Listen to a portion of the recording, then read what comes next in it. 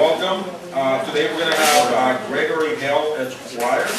He's the General Counsel and Vice President of Public Policy and Government Affairs.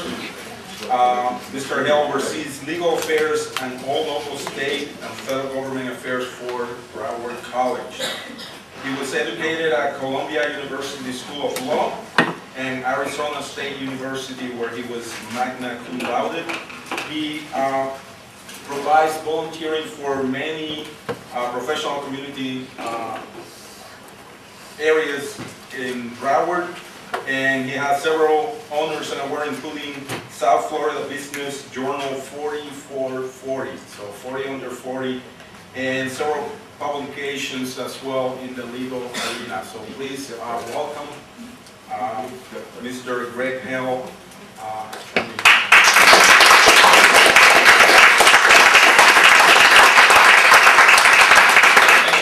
Introduction. Good afternoon, everyone. Good afternoon. Thank you very much, Daniela, for even creating an opportunity for me to share what's going on, what we expect to be going on over the next 6 months until our legislative session begins in March. Can I expand this, or can I not do that? Can I make You this should a just, full page? oh, full page? No, because that's part of the online thing. You can minimize the. Minimize the other thing?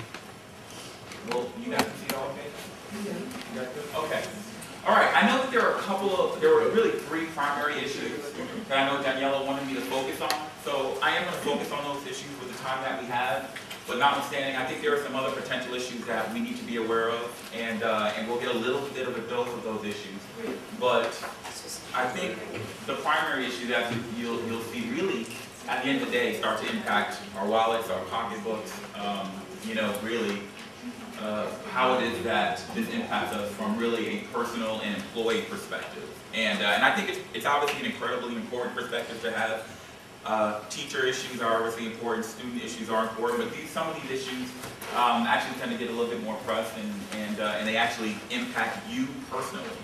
So I'm going to walk through some of these issues, and feel free throughout the presentation, if you have questions, you want to raise your hand, or there's a thought you want to share, please do not hesitate to soundboard with us. I think there's a lot of information to be garnered from these issues, and quite frankly, I think the legislature, as we walk through this, is kind of unsure themselves of what the resolution of some of these issues is going to look like. So to the extent ideas can be generated, whether it be from this room or elsewhere, that can be raised with the legislature, I consider it a very good thing, so don't hesitate to share any thoughts or ideas. Sick leave and vacation payouts. So one of the big things that's been in the news a lot lately is what's happening when employees retire. And when they retire, some of them have been working at the institution for 20 years, 30 years, whatever it may be, and they've never taken a day off, right?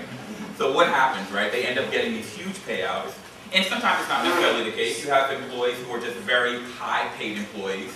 College presidents have been in the news quite a bit lately. They're very high-paid employees, and they've been perhaps with the college for, let's just say, 15 years, and we've seen some things happen recently. Probably the best and most salient example is the Florida State College at Jacksonville, where you had a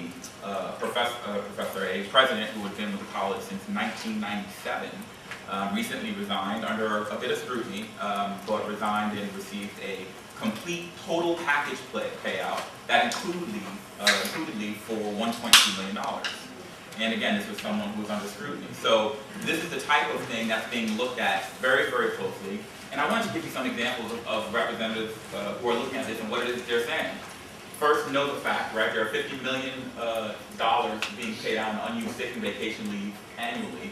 And the state is liable currently for $675 million for unused leave, right? So you got to look at the big picture here too. What we're talking about is obviously a very, very difficult financial circumstance for the state.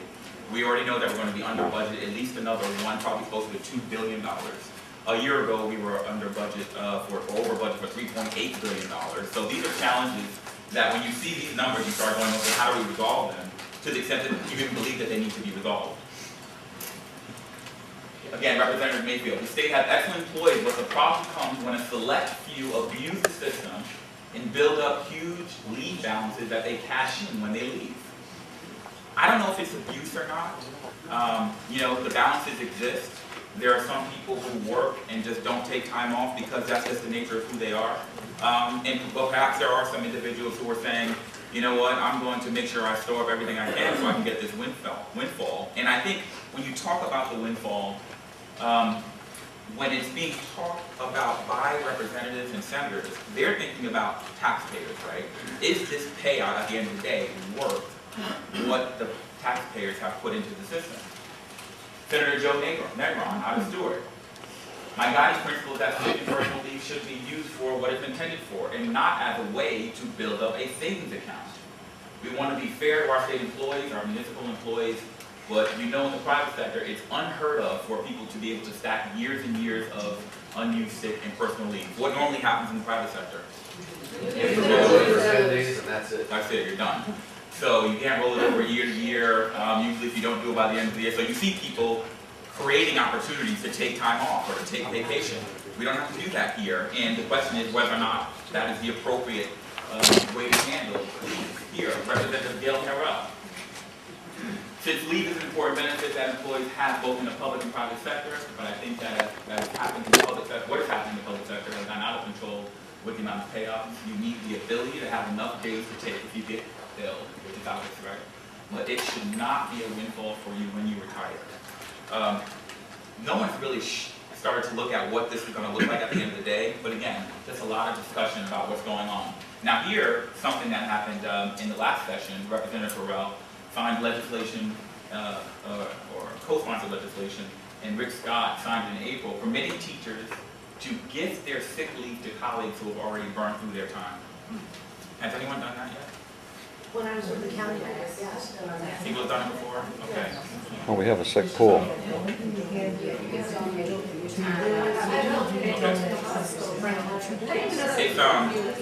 It's something that's probably, to the extent that there is a change, there may very well be a blending of legislation where you start saying, okay, to the extent that I can't use it, obviously you can do it for now, but for when it, if and when it gets capped at some point, this will probably be what you'll start seeing more often.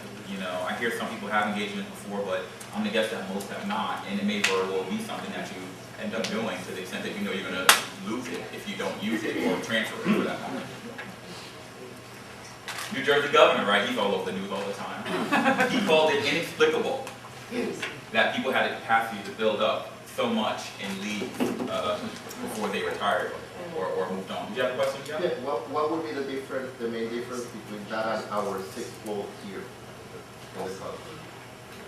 Oh, well, with vacation leave, you can cap the accrual on sick leave. So you're asking if it's any different than here? We have a sick pool here that if you run out of your But it's day, voluntary. then you can use the pool to cover whatever days you're out. You have to be a member. If you're a Oh, I heard you member. say that. I don't know. Who knows the answer to that? You have to be a member of the sick pool committee, or the sick pool, and you have to, when you join the sick pool, you have to have at least 6 days on the books, and then you gotta they take 2 of those days and put it in the sick pool, and then if you need it, you can, pull on it, but you have to use up all your vacation time and all your sick time before you can ask for any sick pool, The same thing you're talking about. Okay. Donating funds. Okay, got it. No, it's not really donate. If you don't have sick time, you donate, you can't donate. Right, but in essence, And you're you still also, donating. and this came a couple of years ago, you donate, actually donate, unused sick time that you have not used. That was never done before. Got it. Got it. but you have to donate to the sick pool, you can't donate to the person. Ah, I see. Okay, so the distinction there is you can't pass it directly onto a particular individual, but you can say, here's a pool, I have excess leave, I'll pass it on to the pool, and then it's redistributed. And the pool is sort of capped also, it's only, it's 40 days, it's 20 and then 20. It's very. Go ahead, Ted. I have a question. Would they prefer that we take all of our sick time and vacation time throughout the year? I understand that the college is trying to run a program to keep us healthy. Isn't this counterintuitive to that program? Are these arguments you mean? I mean, if I take all my sick time, you're not going to be thrilled that I'm not here. Yeah. They're going to consider that we're calling out. Oh, yeah. There's going to be a discussion Well, about take a look at how this. teachers are not in their classes. Take a look, right? I think this kind of addresses it. How do we force people to take time off while also having to do more with limited resources, right? I mean, okay, Exactly. that's exactly your point, right?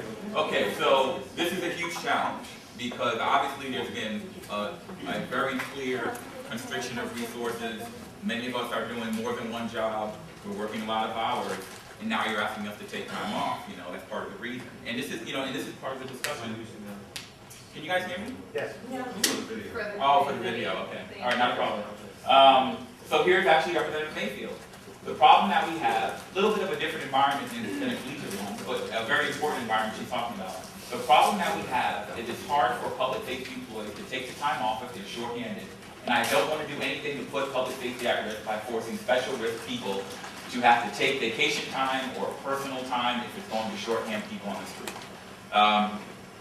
It's obviously a very real issue. How do they end up reconciling it? I don't know. We're going to have to wait and see, but this will be part of the debate and discussion. I know that the county commission recently just dealt with this issue, and there was a real dichotomy that they made a point of putting out between sick leave and vacation leave. And that one, you earn. Vacation leave, you earn. Sick leave is a privilege. They defined it as such and tapped you out at a maximum per year. And you could only transfer so much per year. Like, let's say I had 100 hours at the end of a year in sick time. No matter what, I can only take 40 with me for the next year. And it seems like a solution that's worth investigating for the state. Okay. No, I like that. I'm glad this is recorded, so I'll make sure we remember that and see if there are discussions related. I know that there'll be a lot of discussion about this, and there'll be some type of middle ground that they'll need to reach about this. Of course, depending on how the elections take place today too. So we'll see how that all turns out. And thank you for the reminder that I'm being taped. When we have questions, if you wouldn't mind, just for that purpose, if we have one at a time, you just raise your hand and I'll reach out to you. Okay, everyone's heard about this issue, right? The FRS issue? Okay, if you have just a little bit of background, in 2011, the legislature was facing a $3 billion budget shortfall. And essentially passed legislation which was going to impact 623,000 workers. And that was going to be a 3% levy on their contributions to the pension fund. And Governor Scott signed the bill into law. And at the time, didn't really, obviously it upset a lot of people, but this was not something that was, where we were ahead of the curve on or anything along those lines. It was 47 states at that point were requiring their public employees to make contributions to their pension plans. Greg, that worked that year. What is this something we have to look forward to every year now until the economy turns around, that they'll be asking us to contribute more and more? Fair question. I'm going to go right into it because that is directly related to how the Supreme Court handles this case that we're about to talk about. What was the impact of that law being passed? So far the state, remember, $3.8 billion budget shortfall, right? So the state is looking for ways to recoup and make sure that it has a balanced budget at the end of the day. The state has saved about $1 billion, which was put back into the budget and then redistributed. 67 counties collectively have saved about $600 million, and local municipalities use the extra cash thing. But then there was a lawsuit filed by the FAA, Florida Education Association, and they filed a lawsuit in Leon County against Governor Rick Scott. And the argument was essentially this: it is unconstitutional to interfere with a contract between the state and its employees. One of a very, quite frankly, basic tenet of contract law is that the government cannot interfere with a contract that is currently in force. So think about a very basic example. If you were renting an apartment from your landlord and you signed the lease on January 1st of 2012, and then 10 days later, your landlord just told you, by the way, I'm changing the terms of the lease. Well, you have a contract, and that's a year-long contract, and it's prior to that year ending, well, they can't just change the contract in the middle of it. And by the same token, generally speaking, the government cannot do that either. If the government were to try to interfere with the contract that is currently in force, then that would be considered unconstitutional.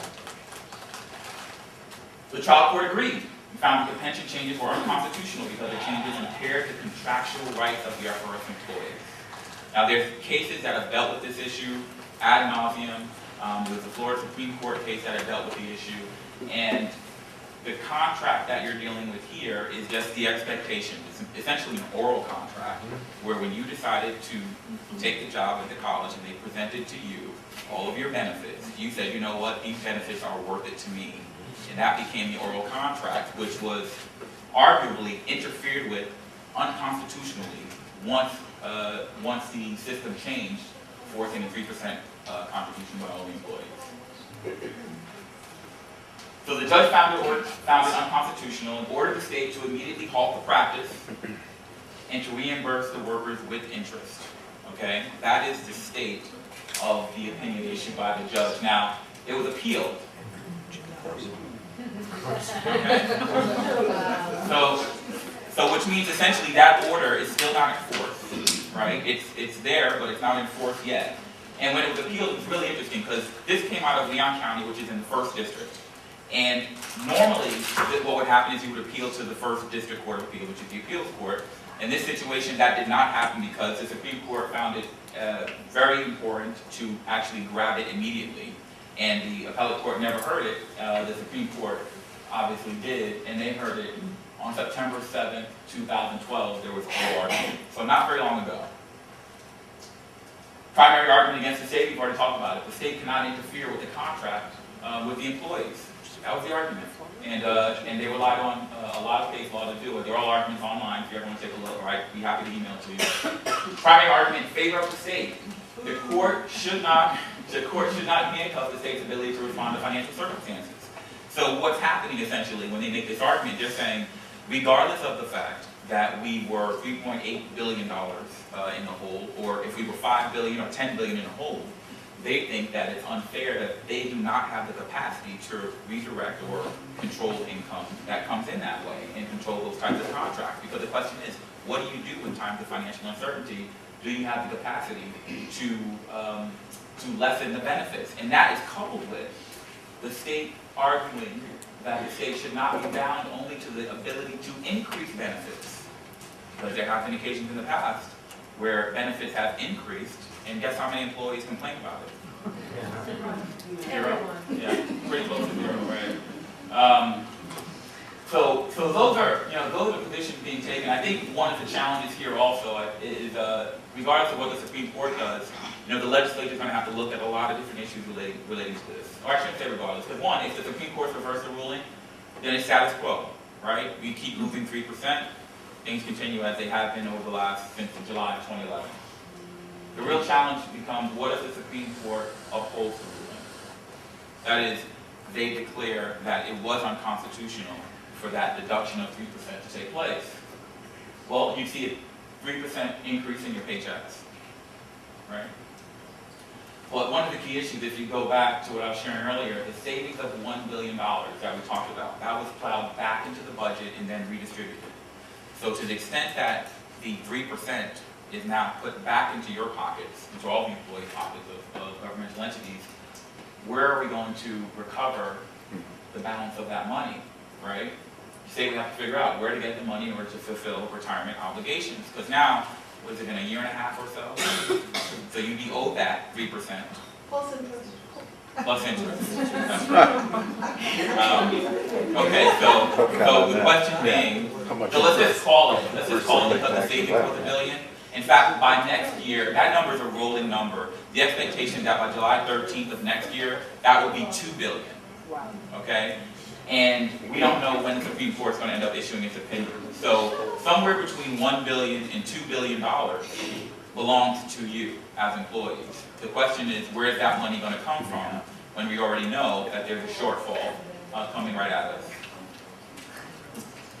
A couple of options. The state could raise taxes, but they have to find a way to get the money. Probably unlikely in this political climate. We've been asked to do with more with less for quite some time now. So are layoffs a possibility? May very well be, because we still have to find a way to recover the funds, right? Cuts in government services. I don't know. These are the issues that, to the extent the Supreme Court does uphold the ruling, that they're going to have to look at. Please, Danielle. Has there been, I understand that this is a policy that is applicable to all those who were employed at the time that this law was passed. For those who are coming into the FRS system, what does that mean for them? It's only forward-looking. Okay. So as of July 2011, think about it in two levels. One, if you're a new employee, completely new like I was, I caught here in September of 11, So this ruling is not going to have any impact on me whatsoever. If you were an employee prior to July 2011, it will only impact you from July 11 going forward. Okay. Okay? There's not going to be any retroactive contribution required or anything along those lines. Please, Ted. Is there a consideration to be putting the savings of $1 billion into an escrow account like a rentor and a leaser would be obligated to do? The $1 billion has already been reallocated. It went right back into the budget. Okay, so it's really gone. Yeah. You have questions? Yes, does this case have anything to do with the Republican effort to get rid of 3 Supreme Court justices? I'll be honest with you, I don't know if there's any direct relationship. What he's referring to, just so that you know, let me just jump in here. I'm not going to speak to whether or not it's a Republican effort or whatever. Oh, it's a Republican effort. Fair enough, sir. There are the truth. No, honestly, Okay, the Republicans nonpartisanship. control, right? The legislature and the governor. It's a Republican campaign to get rid of. Well, let me just enlighten us a couple of people. There are. Well, I assume most of you voted today, or have voted by now. Okay, good.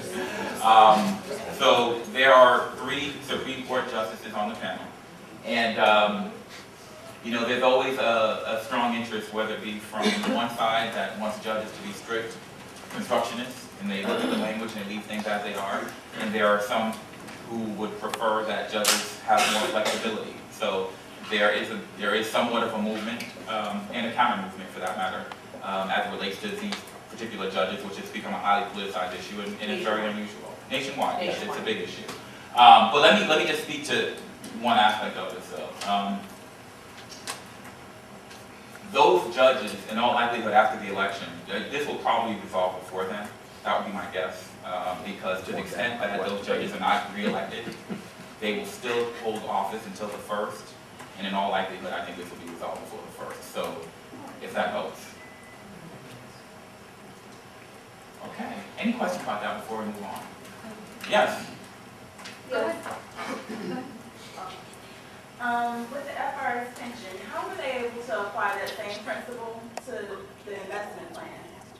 Because it's the pension plan and then it's the investment plan. How were they able to apply that to the investment plan?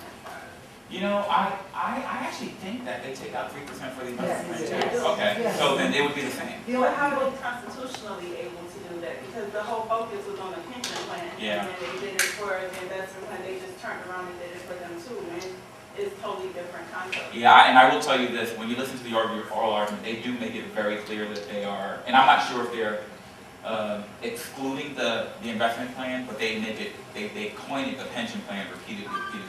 So I'm not quite sure. It's a good question. I'm not sure how the Supreme Court is looking at that particular issue.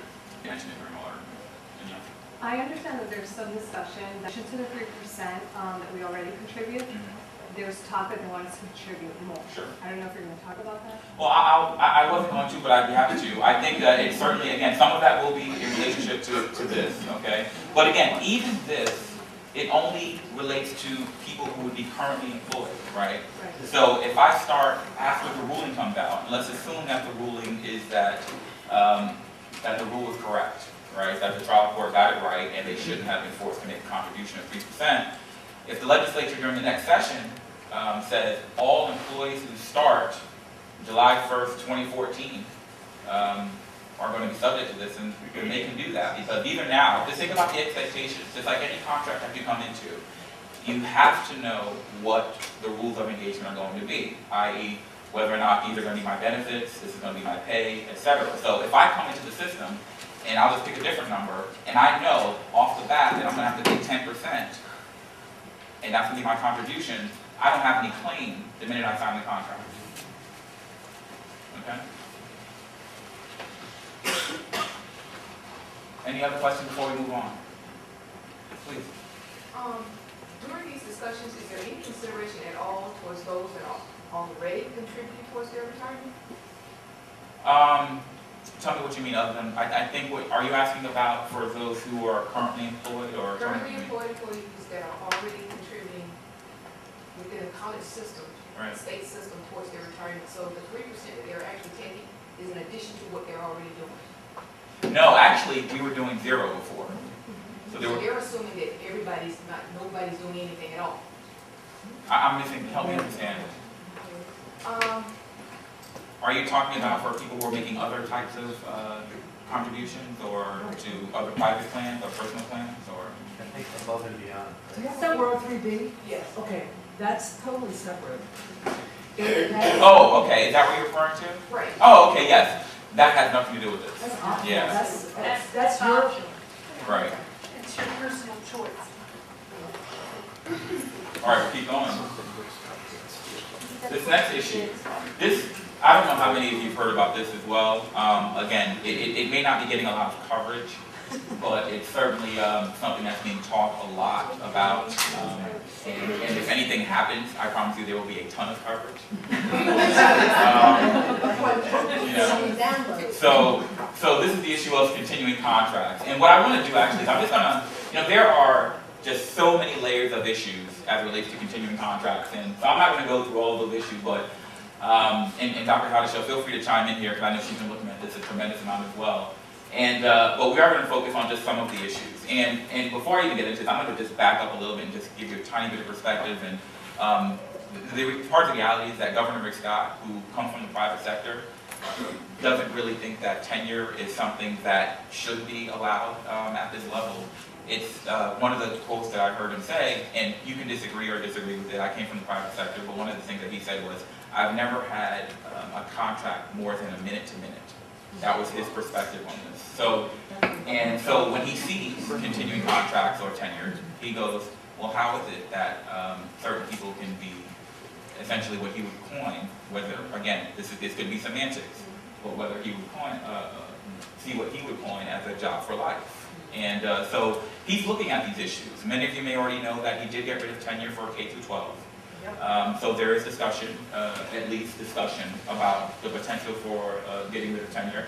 But I think that there's also, you need to know that there's been a lot of discussion between the administration and the State Board of Education and the college leadership and State Board of Education. When I say college, I'm talking about, the ASC, for example, a lot of communication there, Council of Presidents, a lot of communication there with the State Board of Education about what this continuing contract rules should look like. Because when you really start to drill down and get to the heart of it, we kind of tend to think that it's really not about having a job for life, but it's about ensuring quality and ensuring that the professors that we have throughout the system are providing a quality education.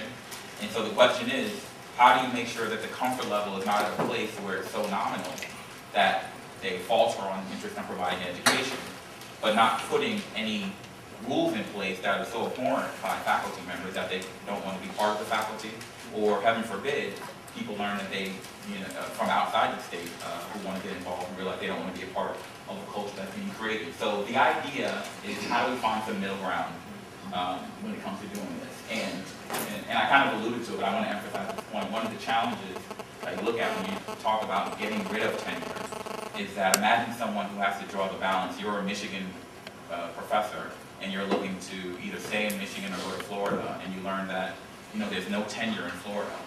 You might lose an opportunity to get a fantastic professor for reasons like those. So here's the first part of it. Continued contracts are to be awarded, again, this is the rule, are to be awarded for service in full-time faculty capacity as determined by the college consistent with the following rules. And I'm going to jump to the rules that have really been closely explored by the State Board of Education and the Council of Presidents as well, is completing 3 years of satisfactory service in the same college during a period not in excess of 5 years. This is an issue of heavy discussion because many people believe that 3 years may be too short of a time span to determine whether or not someone is qualified for tenure. And when you look at universities that have, quite frankly, a lot more obligations, I think, in terms of research at least, universities have, is it a 7-year time before they are eligible to become tenured. So this time frame, you should know, is being looked at. Okay, you had a question. No, I just was going to make a comment. It's not about the position being for life, it's about academic freedom. So I can say something in the classroom and not be afraid that somebody who doesn't like my point of view that I'm discussing in my classroom under my circumstances then come around and fire me because I didn't agree with their point of view. So I think that's the issue that we need to emphasize. It's not about how long the job is, it's about being able to professionally conduct your classroom to be able to discuss different point of views without being afraid that you're going to be punished. That's a great argument, and it's an argument that is definitely being made. It's a pervasive argument, and there's a lot of foundation to it. Okay, I do agree with Angel, but I've met some professors that read from the book. What are you going to do about those? So now you see the polarization, right? I mean, these are the ends. I mean, that's a great point as well. I mean, these are the ends of the spectrum. So the question is, what do we do? What is the middle ground? And this is what we're working through. I don't want to get into it here. but it's a great question. Please. As a comparison, in New York State, the community colleges tenure requires 7 years, and you go through a rigorous application process to get tenure. In Florida, my opinion is it's way too easy to get tenure. Fair enough. Yeah. Fair enough. But I'm not trying for it. No. Well, you know, it's I think a lot of you know that I was a corporate litigator before I came here, and you know, for me, the analogy is very close to judges, to federal judges in particular. Federal judges, by way of the United States Constitution, are not elected officials. They are appointed, and they cannot be removed. Essentially, those are truly, and you can say that without any obstruction, those are jobs for life, unless you do something horribly wrong. And the reason that they're jobs for life is the same reason you just stated, and that is because we cannot have judges who are guided by public opinion.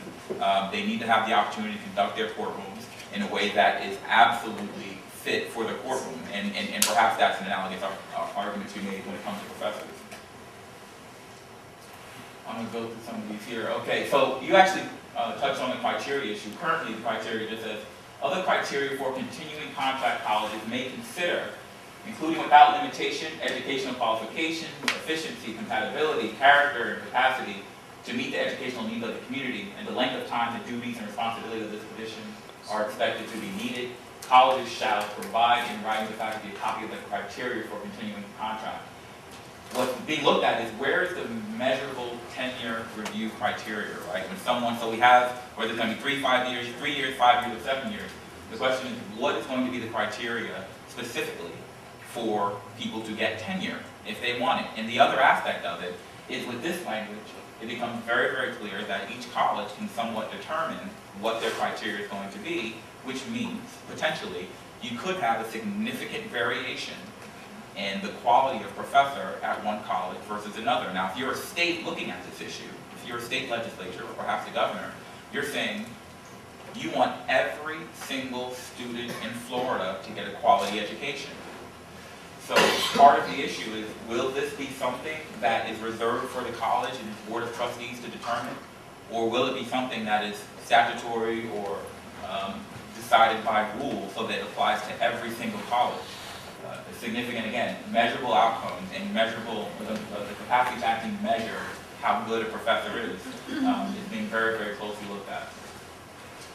And then, once you get in, right, each employee issued, this is under sub 4, each employee issued a continuing contract shall be entitled to continue in a faculty position at the college without the necessity for annual nomination or reappointment, right, that's important, until the employee resigns except as otherwise provided in this rule. So, and I have the rest of the rule here, I'm not going to dig through it, but again, this is about measurable post-tenure review. What happens once they get in, right? Is there anything in place that's going to ensure that they continue to be great professors? So we want them great when they're coming in, and we want them to continue to be great as they maintain their tenureship. So this is again something that we look at, and part of the reason, let's just go back, part of the reason that the college system has to answer these questions, because that is how we satisfy the governor at the end of the day that tenure is actually a good thing, with a clear ability to measure success of these professors, and if they're not doing as well as you might expect them to be doing, there should be at least some capacity for removal when you talk to our governor and the state legislature. And this is just some of the other language here relating to it that we don't need to plug through. But those are the key issues when it comes to tenure and what we're looking at. Any questions before we go into just a couple of side issues? Please. I'm just curious, the references are to the college system, so, Yeah. pardon me, this doesn't apply to the university system? This would apply to the university as well. Yeah. I think it's something similar. They're having discussions with the BOG, the Board of Governors, about these issues as well. Other potential issues, developmental education. I mentioned that I want to focus on the financial, if you will, and then the developmental education is another potential issue. There's a lot of discussion about whether or not we should get rid of it. Some would tell you that it's merely a way for colleges to make more money because you have students who are paying for developmental education but not getting any credit for it. Some would say that developmental education is the best thing on the planet because this is how we get kids into the institution and how we help them recover. I was a student who needed to take 2 developmental ed courses, and I'm glad that they existed, and I know that they're incredibly important to our students. But you do need to know that there is opposition to developmental education and the use of it in the college system, which I find highly problematic, because that is the issue that we're dealing with. Dual enrollment. How do we deal with funding inequities? Right now, dual enrollment is wholly funded by the college, or the college system. Students in their 11th and 12th grade years, I think it's only the last 2 years if I'm not mistaken, in their 11th and 12th grade years, they come to school here, which is a great thing. I think we won't find a person who says dual enrollment is a bad thing. I did it both years. You did it, yeah, and so you won't find anyone that says it's a bad thing, but the challenge is as dual enrollment continues to grow.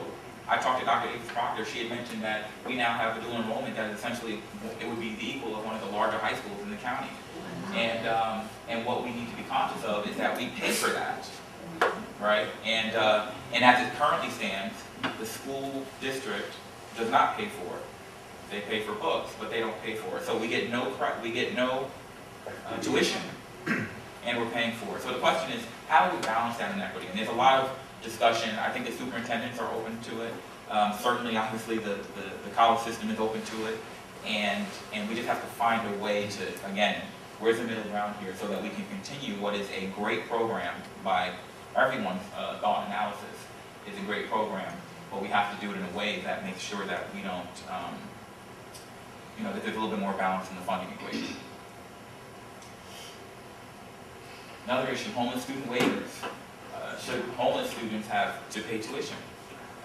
There are homeless students in the college system, and it's one of the issues that is also being looked at.